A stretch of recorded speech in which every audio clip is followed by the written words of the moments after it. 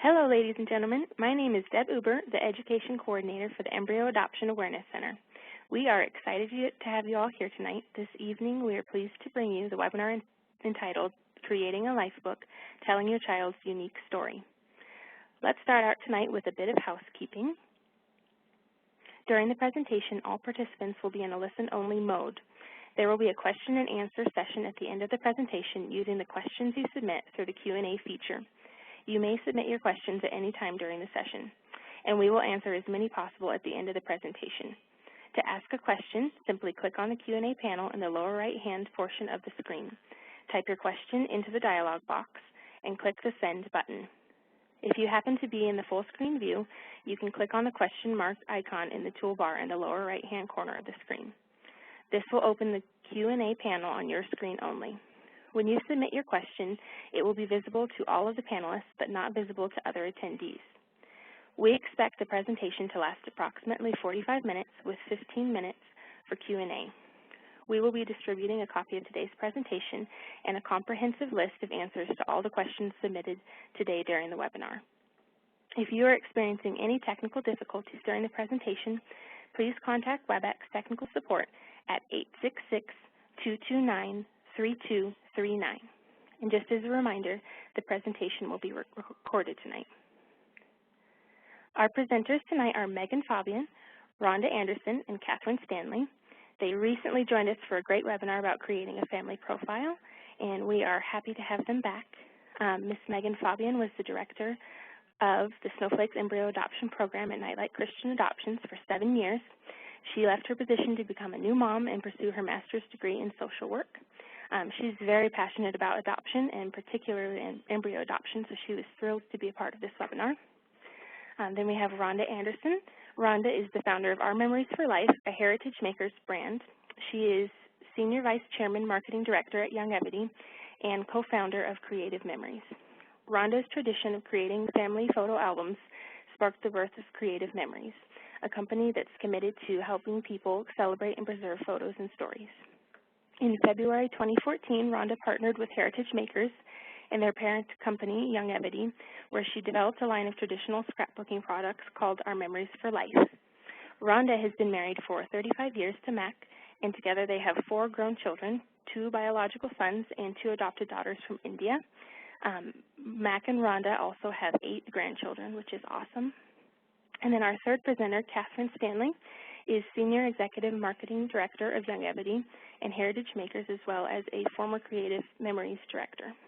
She worked with Rhonda Anderson on product design for both Creative Memories and Our Memories for Life brands, and was the writer for the Creative Memories baby pages, which were designed to work equally well for adoptive and biological children. She enjoys helping families celebrate and connect through their photos and stories. Katherine has 3 grown children and 1 that's at home. So, ladies, we are happy to have you tonight, and let's get started. Megan? Okay, thank you so much, Deb. It's really a pleasure to be here.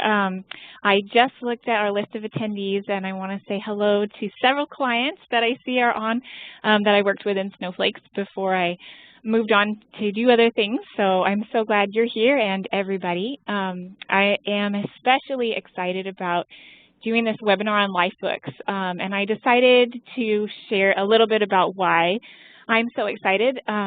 It is really based on my personal story where my passion comes from, because my parents were infertility patients before they had their kids, before they had me, and they actually used a sperm donor in the creation of me and my younger brother. However, not having the proper tools or education, they did not inform us of that until we were in our early 20s, and I would definitely say that's too late.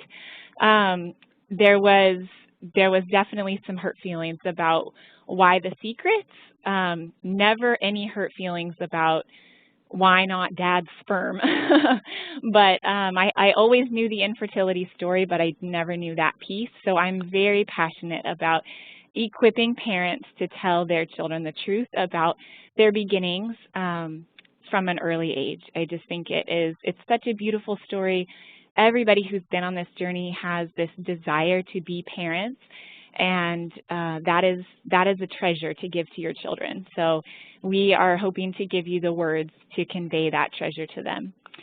So let's start with what is a life book? A life book is telling the child the missing pieces of their story from the moment they came into the world, or in the embryo adoption, the moment they were conceived, to the moment that they came to be your child. Let's go to the next slide. We'll keep talking about that. It is important because it's something tangible that the child can keep and look at whenever he or she wants. So you can tell the story over and over again, and that is very special, just telling it, but it's also really neat for the child to have something that he or she can go to and look at and see pictures, put faces with the story that you're telling them, and really have kind of some semblance of control of their own story. They can show it to who they want to show it to. They don't have to show it to anyone if they don't want to. It gives them that control over it and lets them have something tangible about their beginnings, especially if there is no way to contact the genetic family or the donors from who they came. Let's go to the next slide. And so she looks pretty surprised about her two kiddos love her very much. That's obvious.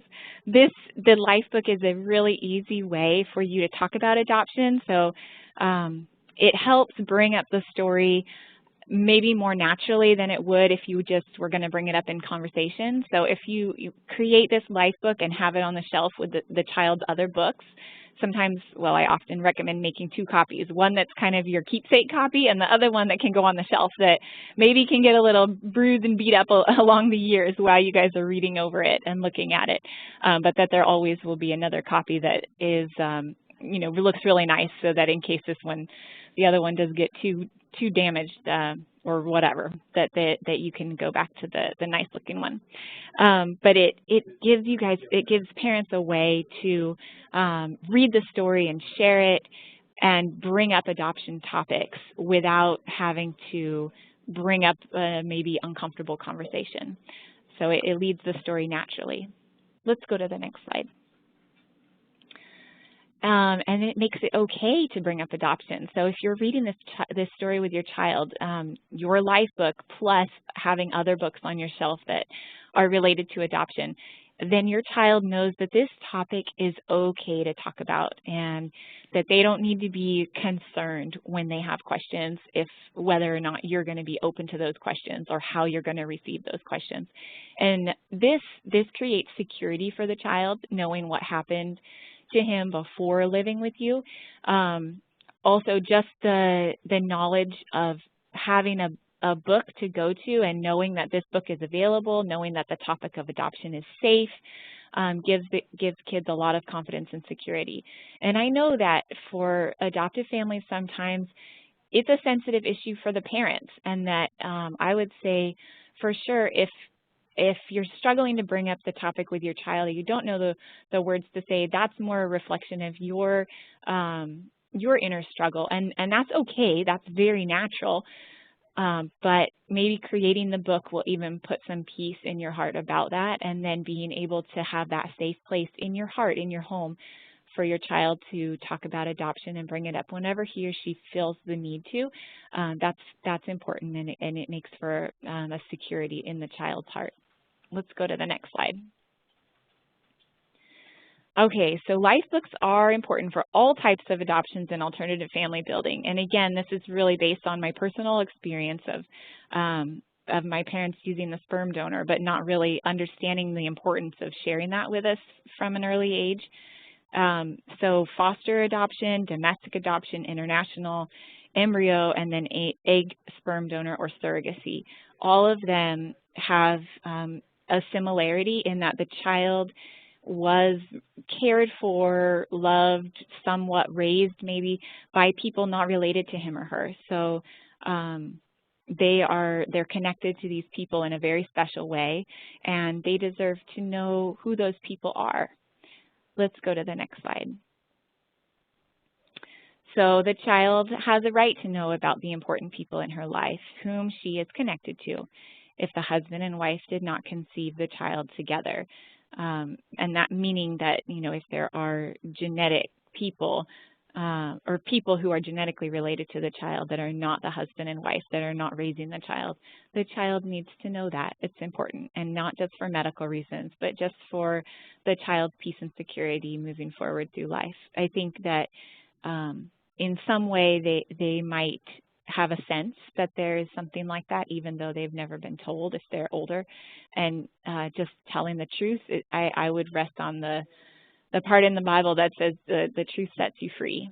So it doesn't mean that it's easy all the time, but it does set you free and sets the child free.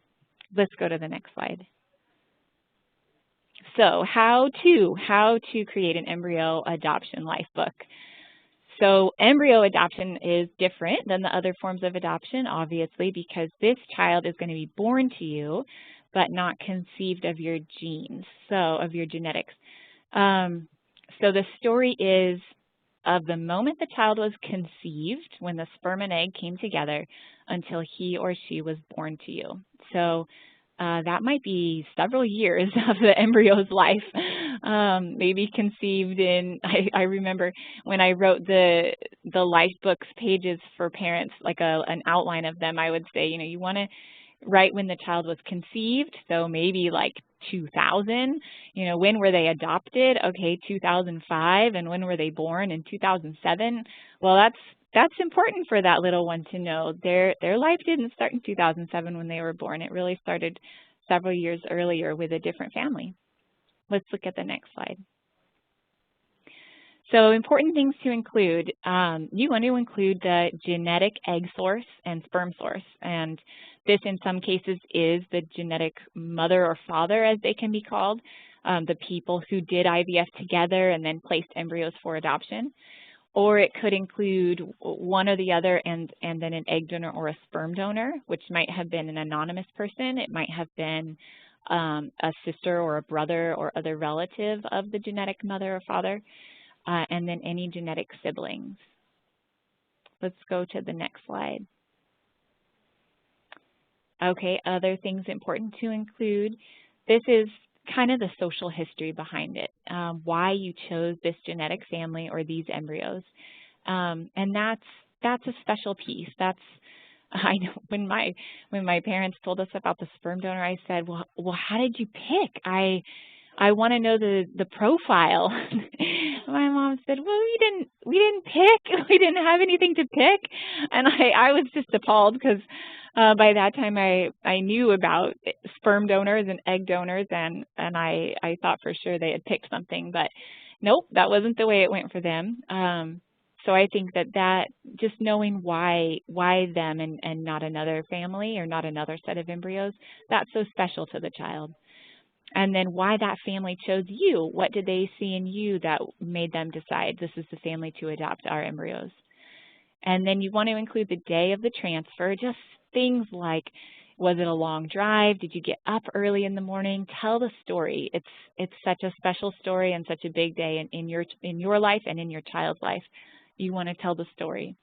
And then, of course, the day of birth. Whoops, I didn't move my mouse around enough. My computer went out. Okay, here we go.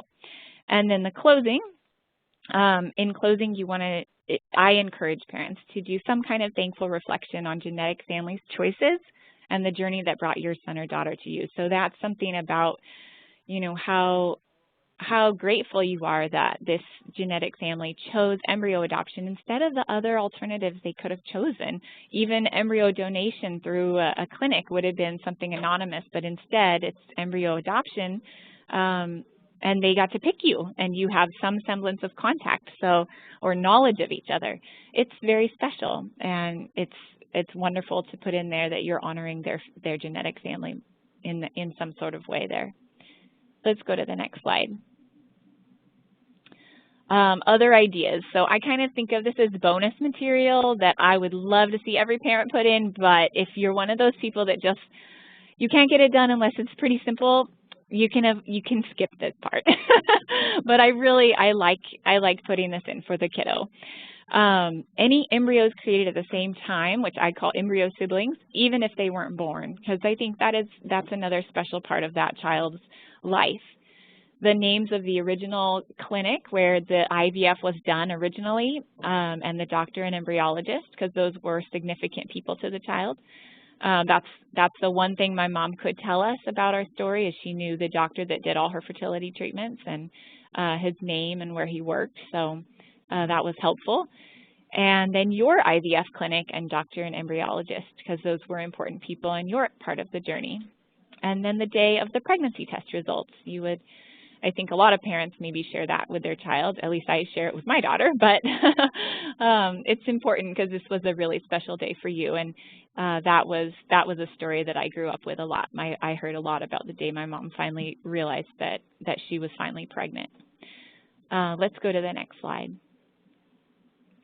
Other ideas, bonus material, pregnancy memories. So of course now the child is in your womb and growing, and this is maybe a more comfortable part of the story to share, but it is still before they were born to you. So any cravings or baby showers or prayers and hopes, anything unique about your pregnancy, how you told the genetic family about the baby. And then of course if the genetic family didn't want to be notified, you can leave this part out, but if you did tell them, you know, how did they respond? Did you get to call them? Did they cry? Were they singing? You know, did you write them a card or a letter and send a picture? How did that go? And then any reactions they had, if they sent you an email or a card or balloons, I don't know. And then hopes and dreams you have for your child, or appropriate scripture or inspirational message. That's just a nice way to close that part of the story, just to leave your child with something inspiring. Next slide. So if you're getting started to do your book, if you're getting ready to do your book, you want to have pictures of, if possible, the genetic mother and genetic father. Even if you just have one picture, it is such a treasure for the child to be able to see the people that they're genetically related to. The egg donor or sperm donor, if appropriate, if that's applicable to your situation, and if it's possible. I know a lot of those donors, we don't have any pictures, but if it's possible. And then any pictures of genetic siblings, whether they live in your family or a different family, or many different families, which is sometimes the case. Let's go to the next slide. People to include, your family before the baby was born. So you or you two, while you were, you know, trying to have a baby or going through the adoption process. And then your adoption agency or embryo donation coordinator, whoever helped you in that arena. It's nice to have their picture so that your child can see the person who was kind of responsible for the adoption side of things. And then the clinic coordinators or directors, anyone that you were significantly connected to at your clinic. Maybe you developed a relationship with one of your nurses or somebody. Your IVF doctor and your embryologist. All people important in your child's embryonic life. Let's go to the next slide. Other possible ideas, your adoption agency or embryo donation program. So by this I mean I have literally walked outside our office and taken a picture of the snowflakes nightlight building so that I could send it to somebody. So if you can get your agency to do that, that would be great. The Fertility Clinic. So again, I'm sure some of these websites have pictures of the outside of the clinic. And then anyone else important to you at your clinic. Even we have here the FedEx guy. I have definitely had people take pictures of like the embryos in the tanks where the FedEx people drop them off and, and have those in their Lifebook. Let's go to the next slide. And then the pregnancy part. So transfer day, like how many embryos were transferred. You know, if sometimes the doctors will actually give you pictures of the embryos after they thaw. What a special thing to have. I mean, how many people in the world have a picture of themselves as an embryo? Hardly any. So if you can get pictures of the embryos, that would be so special. And then just, you know, include pages on what you did the day of transfer. Like, did you guys go out to lunch afterwards, or did you come home and watch movies, or what did you do? How did you handle that day? It's a really big day, often a very emotional day. Embryos, again, pictures of embryos. Pregnancy tests, so what was that day like? A lot of people are taking these at-home tests before their actual blood test. Put that in there if you did that. your pregnancy. So obviously you want pictures of your nice round belly, and then include your child's birthday day. So of course pictures of the day that they were born and your time at the hospital or wherever you had your baby. Next slide. Okay, and then I really want to iterate, whatever the word is, I really want to impress on you that it is helpful to use proper terminology and vocabulary. So sperm, egg, I would even go so far to use ovum instead of egg, and then embryo and uterus. So I read once in a book about Lifebooks that if you tell your child that they grew in your tummy, which I know is so common, so I'm not poo-pooing the parents who say that, but I'm just encouraging you. If you tell your child that he or she grew in your tummy, then they might come away with this notion of like spaghetti falling on their head while they're growing inside, because that's where your food goes. So if you tell them you grew in a special place called my uterus or my womb, where babies grow before they're born, then that's a separate compartment. So it helps to be clear to the child. And then if you use ovum instead of egg, it differentiates between like a chicken egg that they're familiar with and then an ovum in a human that is different. And you can find all these pictures online. It's amazing these days. So just go on Google Images and type these things in, and you'll have your choice of sperm pictures and ova pictures. Let's go to the next slide.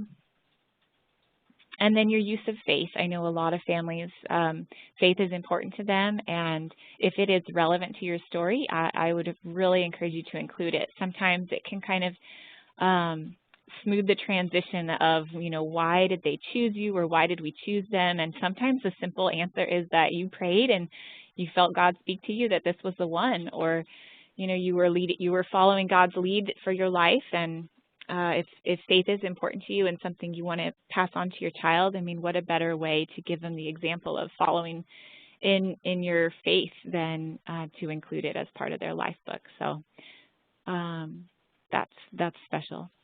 Let's go to the next slide. Okay, so this is really important. What do you do when you don't have important information? And it's important to state the truth. If you don't have it, just state you don't know. We don't know what your sperm donor looked like. We don't know what your egg donor looked like.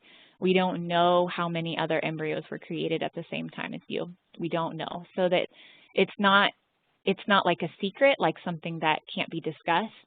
It opens the door for questions if the child has them. So it is really important to include the statement that we don't know whatever it is you don't know. And it might be a whole lot depending on your situation and where your embryos came from. Maybe you know absolutely very little, and so you might have a lot of we don't knows in there. But it's important to open that door by saying we don't know and whatever it is. And then, like, for example here, we don't know exactly what your sperm donor looked like, but we know he had brown hair and brown eyes. So put what you do know. And sometimes if you have no information, you can say we don't know, and then pose a question. What do you think he might have looked like? So it lets the child state some of his or her thoughts. Again, really, the point is to not have any secrets and to invite conversation as needed. So now I'm finished with my part, and I am going to turn over the speaking to Rhonda. So welcome, Rhonda. We can't wait to hear what you have to share. Well, thank you very much, Megan. I loved hearing your story and didn't know that about your childhood, so that was fascinating. Thank you. You're welcome. Well, yeah, super fun.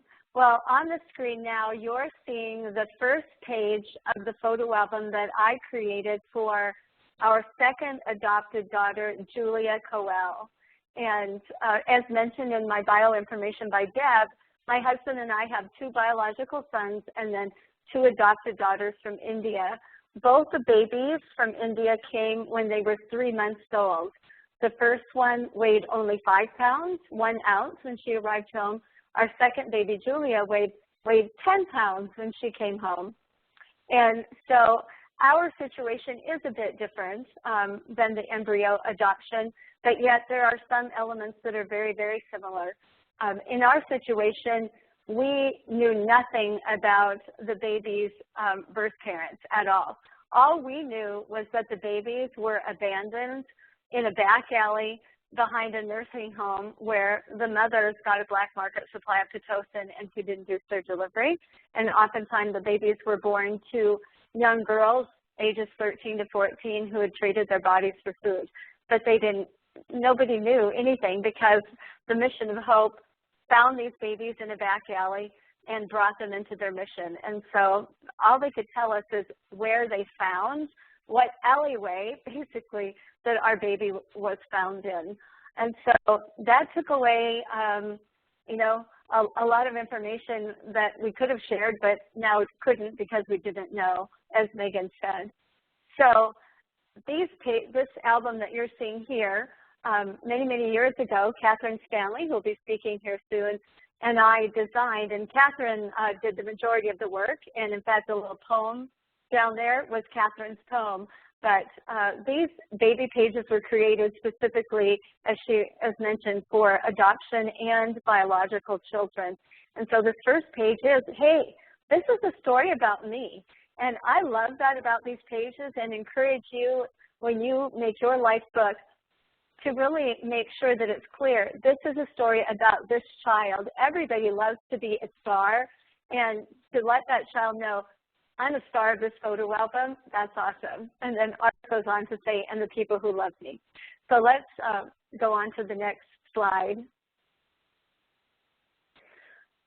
Now, as you heard Megan say, there are so many great stories to tell.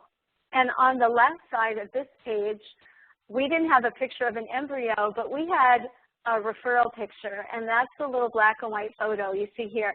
We received that picture with a letter that said, would you adopt this baby? And it's heart-wrenching to take a look at these little babies. Our first daughter weighed 2 pounds 3 ounces and had dropped to 1 pound 12 ounce, 1 pound 12 ounces in the nursery, and her picture was horrible looking. She looked like a little old man. But, you know, for us, we had been praying and asking the Lord to guide us in the process. And so for both of our adoptions, we took one look at that little picture and said, yes, we're going to take that baby. And so on this page, it says, here I come, and you can't see it very, very well, but it says, folks knew I was on my way when. And so, like Megan said, this is where we get to tell some of the story. And for us, when we accepted the referral, then what did we do to prepare? And so it really, really is fun to go back and tell the world, or whoever will look at this photo album in the future, these amazing fun details. The other line that you probably can't read very clearly says, and what a story I have to tell. And boy, is that true, because for all of you listening, you have a really amazing story to tell. You do. I mean, adoption alone is an amazing story. Embryo adoption, oh, wow, you've taken another step in amazing.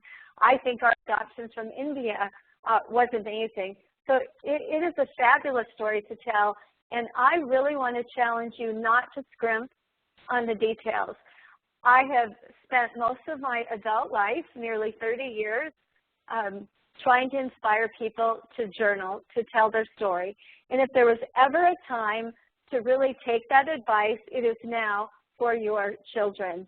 Whether you, like me, have both adopted children and biological, they all deserve to know the special details about themselves. And so looking again at the left side of the page here, that is my handwriting. I like to print, and so you see my printing there. That's an objection we hear a lot. I don't like to write. Well, you're going to hear Katherine and I share a lot of details. One little tip that I'm going to quickly share now is that you can do a lot of typing on your computer. You can print out this story on acid-free paper and mount it in a traditional album, or you can do it digitally completely, and Katherine's going to give you more details about that.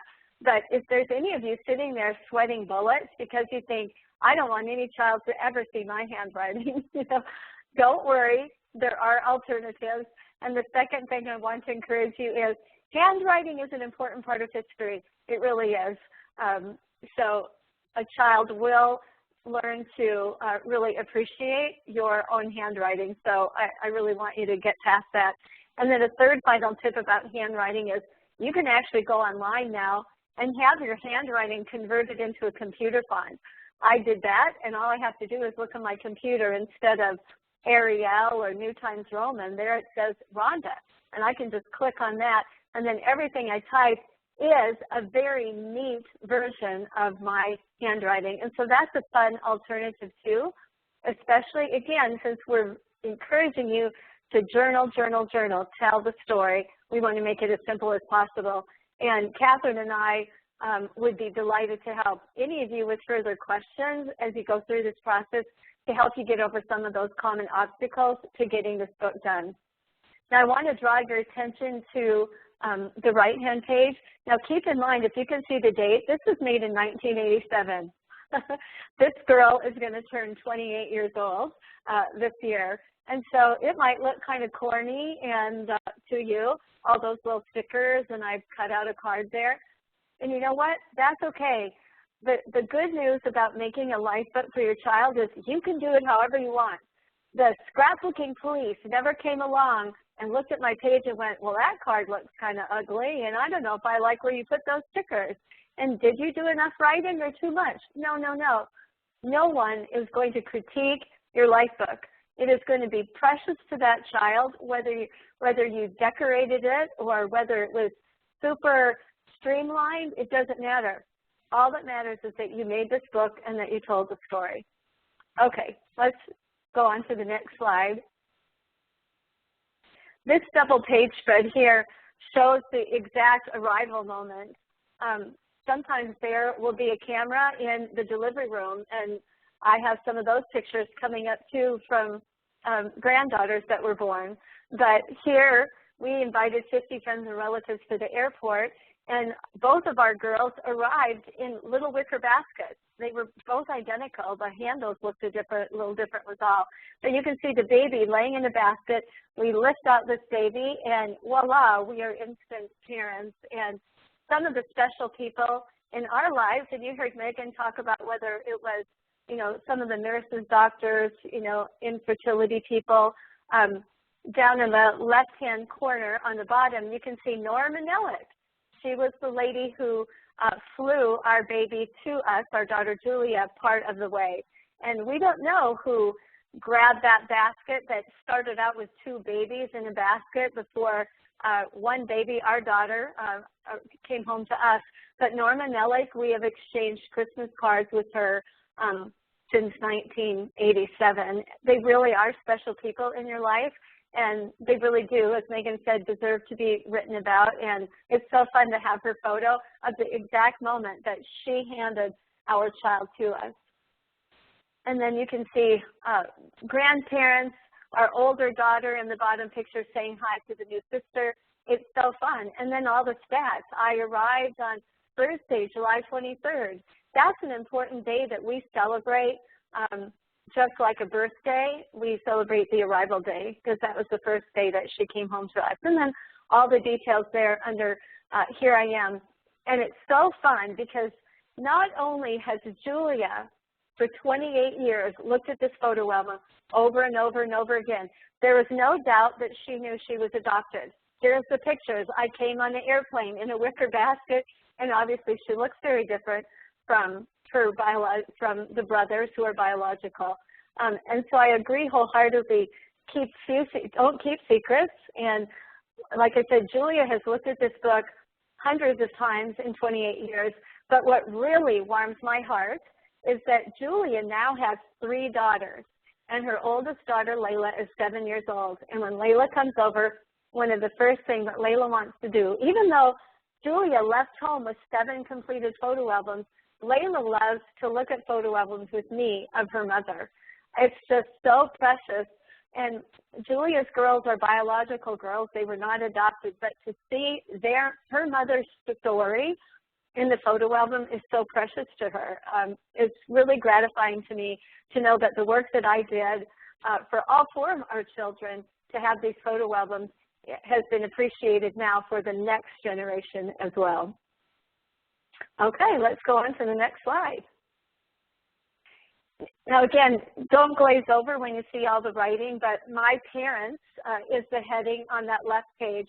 And that's where you get to tell, and what I did was to tell all about myself and my husband, where we were born and where we went to school, and details that we thought were notable about us. And that was fun to do. And our kids, again, love to read that page because they're always amazed. Wow, Mom, you chose to share those details and not others. That journaling, again, is so important. And then on the next page are pictures of the grandparents and other family members, which is another important component of a life book, because in most of your situations, I'm sure you have family members who are as excited as you are about this, whether it's your parents or siblings or friends. It's great to have other people in this life book who are displaying the same level of emotion and enthusiasm that you are for this precious little life that has just been blessed to you. Okay, and now we can go on to the next slide.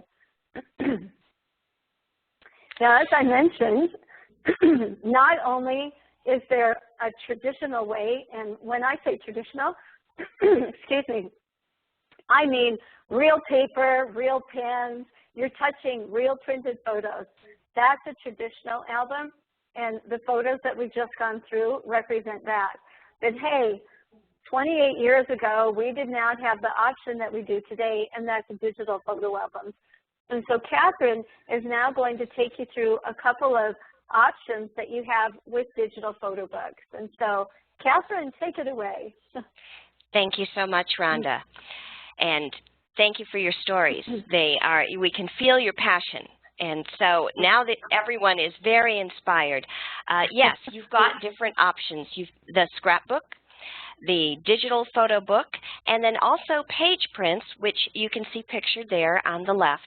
And by the way, the page prints and the book that you see on the right, many of these examples that you'll be seeing are from Heritage Makers templates that are ready and available for you to use, so it'll be very easy. Next slide, please.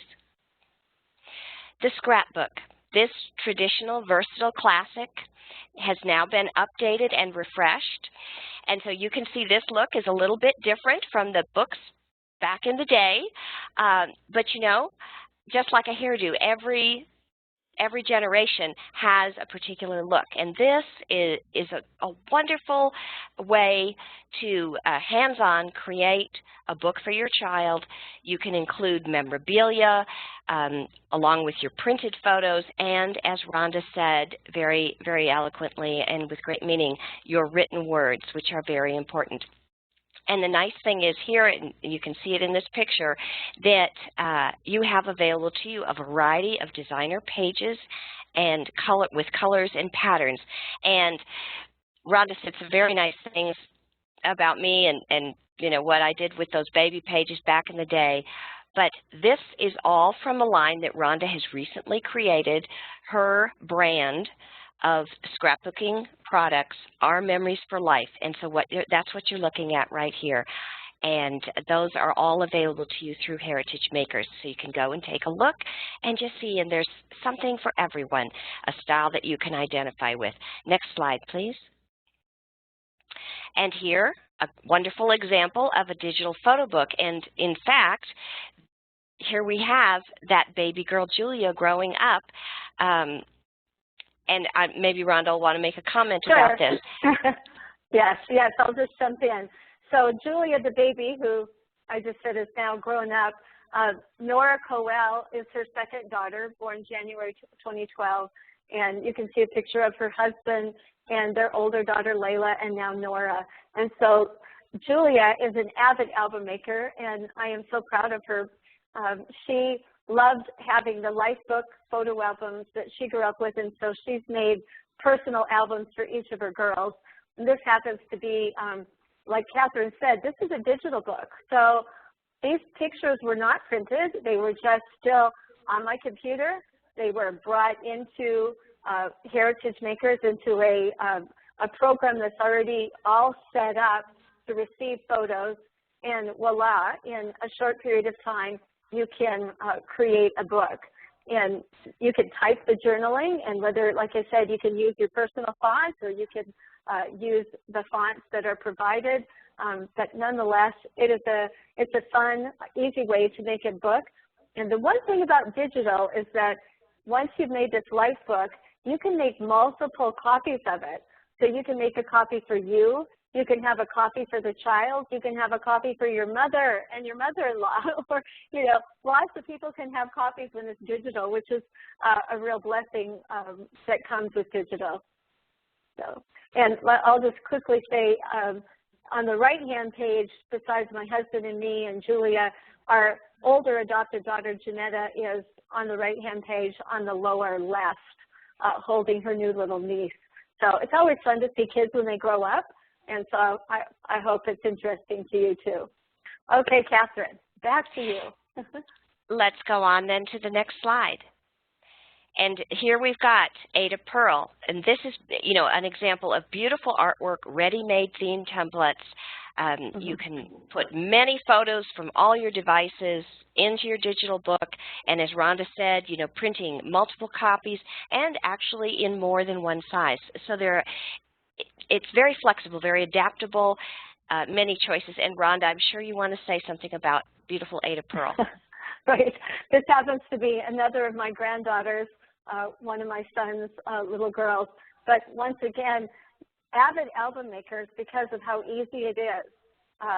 One of my daughters, like I said, makes all digital. My daughter-in-law loves all traditional. But the point being is there are so many options now. You'll be able to find a style and a method that is right for you. And again, Katherine, I would love to help you. We don't want to waste our almost 30 years of experience doing this. We really do want to serve you through this process. Go ahead, Katherine. And the next slide. So that's perfect, Rhonda. Thank you.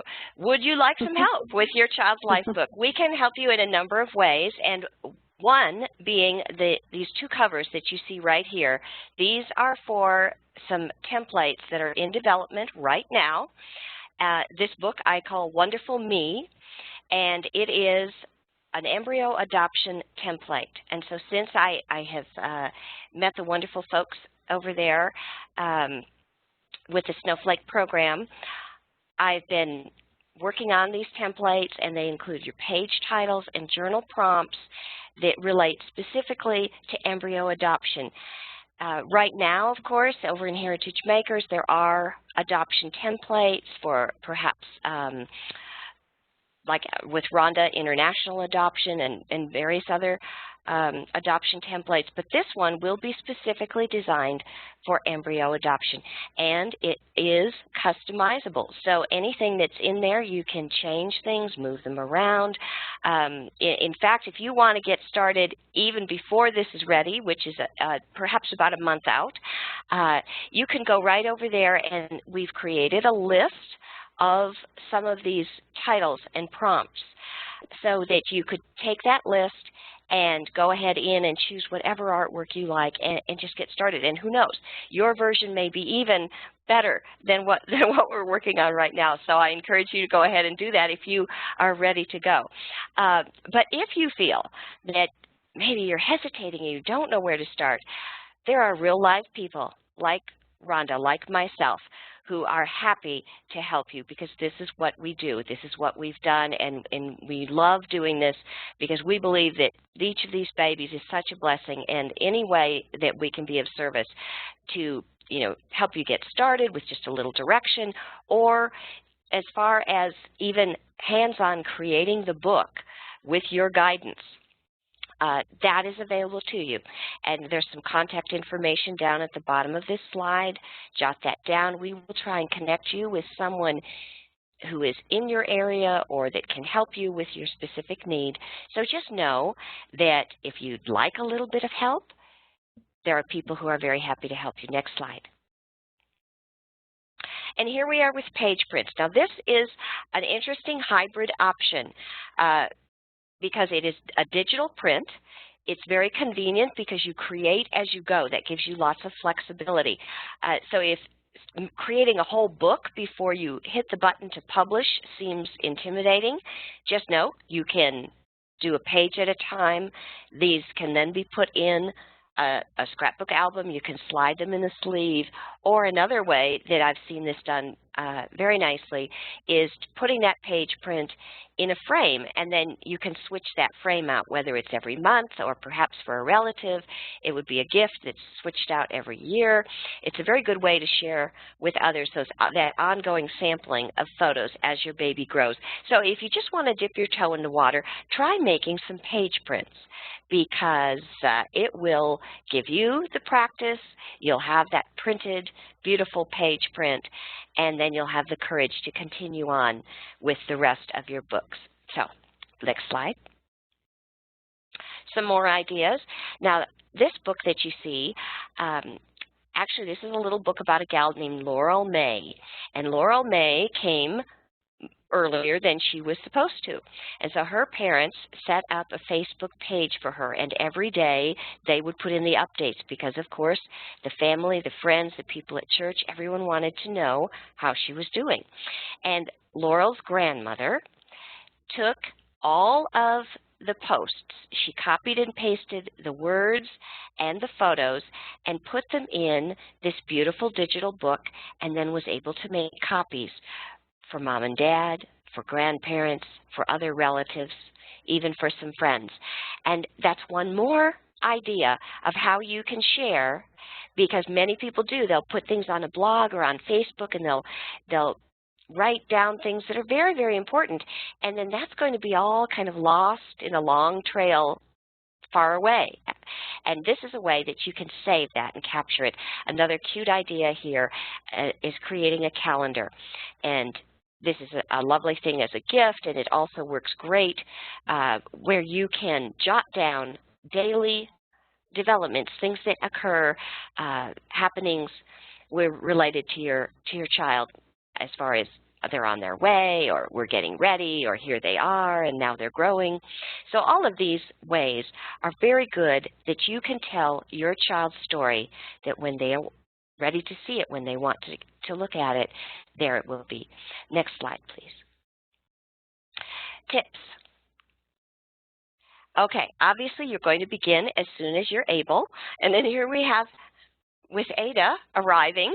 If you are in labor, that might not be the best time to start your album, but as soon as you are able. You know, for some people, if there's a lot of waiting time, begin with, like Rhonda said, those words, the getting ready, your thoughts, your feelings, all of that. You may have your baby more quickly than you anticipated. So start right away. Start right now then. And then once your baby arrives, include all those little developmental firsts, because however your child arrived in a little wicker basket or by delivery, you know, from you personally, children want to know the same things. They want to know their story, and so these, and how they developed and what was unique and different about them. To help you keep track of some of that, as I know what it's like to be a busy mom, and so some little tips is keep a journal. It can be a little book by your nightstand. It can be something that you do on your computer or on little journal cards.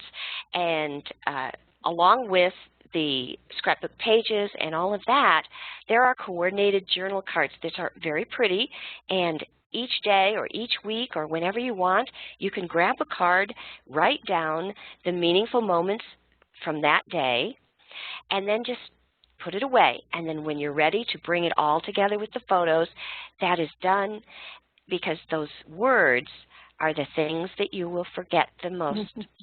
You know, that will be what you forget quickly. Right. So please follow Rhonda's advice and jot those little things down.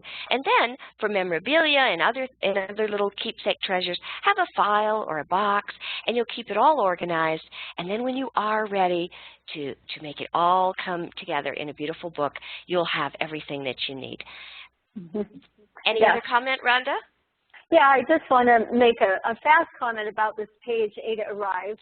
That top picture truly was Ada's mother, Krisa, in labor.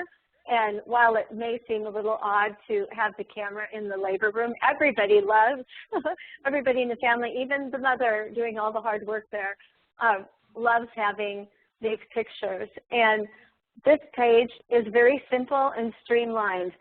There's 6 pictures, a quick little title, and a lot of journaling. It's a page that can be made quickly, and I really want to emphasize, I know some people, and Katherine and I have heard this year after year after year over and over, I don't think I'm creative enough to make a photo album or a life book.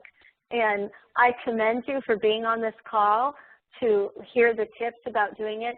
And I want to just say one more time, this is not about creativity. This is about showing love to your child and affirming your child, and it's about just capturing pictures and stories. It is not a contest about creativity at all. And believe me, that sometimes really hits people hard as they get into this process. They're just like, does this look good enough? And again, it's not about the looks, it's about the message that you're conveying to your child as you're doing it. Yes, thank you, Rhonda. And next slide, please. And here's a little example of a couple pages, a cover and a page from another book that was done in Heritage Maker. So there's plenty of time to share as the journey begins. You're going to be adding your thoughts, your feelings, your details. And then when that book, that first life book is done, well, then you'll be creating some more of all of the growing and development, and as that child becomes who they were meant to be. Next slide. And here you are, Rhonda, with your girls. Yes, and I know.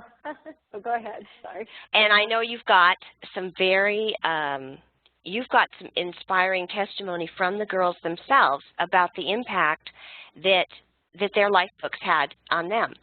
And so if you would share that, I think that would be a lovely way to close this. Thank you very much.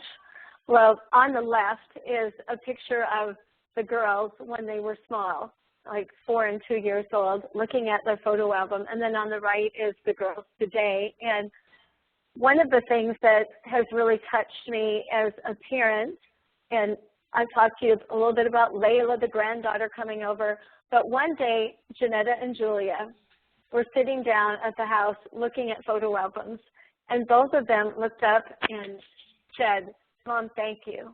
Thank you so much for doing these albums for us. We know that you love us, and you've said that you love us, but there's something so affirming about looking at this book and seeing such tangible reminders of how much you love us, and for all the effort, time, money, emotions that went in even to our adoptions. And we love you, and we're so grateful. And, you know, it's hard to find anything that could replace words like that from your children to show that level of gratitude for what, you know, for what you've done as a parent. So I really do want to encourage you to take this step and be brave and make a life book, and know that you've got lots of people alongside of you that are honored to help. So thank you for letting me share my story about my family.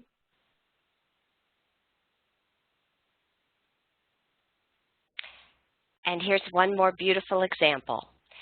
This is a book that was done on Heritage Makers. In fact, you could look at that and even use this template if you'd like to do that. Next slide, please. And here are some more. And these are some books. And I believe Megan will speak about the books. Thank you.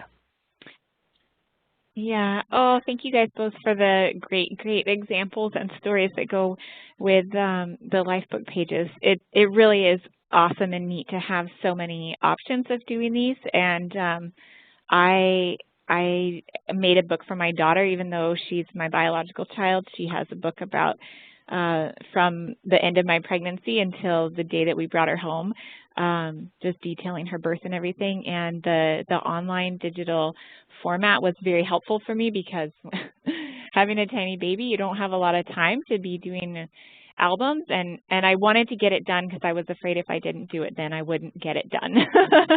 So the online option, it lets you like type away and files in your pictures for you, and it really it's easy, and you can make those reproducible copies. So I would encourage parents, even though it might be, you know, a little bit of cost up front to get in there, it's worth it to have those that online template. But you might be on the other side and want to do the hard copy pictures, and maybe that's what you already have, and that option's great too. So they all have benefits. I wanted I know we're getting out of time, but these books are great. These are storybooks, so these are books that you want to have on your shelf to do for bedtime stories and nap time stories and whenever else you're reading books with your children. The one called Before You Were Born, Our Wish for a Baby, that is a book. There are several versions, so you want to get the version appropriate for your story, like Embryo Donation, I think is the one it's called, or if it's appropriate, the egg donor or the sperm donor version, or the surrogacy version. And it just goes through, how we wanted a baby and then how you joined our family through this special means. And all the pictures and all the different versions of the book are the same. And it's pretty gender neutral. So the little bears are kind of like neither male nor female. And so it can be appropriate for any child. And then Hope and Will Have a Baby. This version, again, there are different versions. This one up on the screen is The Gift of Embryo Donation, and it talks about Hope, the mom, and Will, the dad, and how they had a baby through embryo donation. Those two books are specifically about embryo donation, or they have versions specific to embryo donation. So it's a really great way. Even I know I read books to my daughter when she was a baby and she couldn't comprehend my words. But it's a nice way for you as a parent to get comfortable with telling the story and talking about the story, so that any discomforts you have can be eased gradually as you continue to read the story over and over again to your child. And then it can spark discussions as they get to the age where they can discuss this with you. The book can be kind of a jumping off point, along with their life book, of course. And then A Gift for a Little Tree has a little different flavor because it's about a tree, and it's a really beautiful story about the apple tree that it couldn't produce any apples, and so the farmer was able to graft branches from different apple trees on, and so the apple tree that couldn't produce any fruit then has the fruit, many different kinds of fruit. So it's a really beautiful story about adoption through the lens of an apple tree, and it's just a beautiful story about creating a family where there weren't maybe genetics. Genetics are not holding you together, but it's the love and the choices that people have made that make you a family.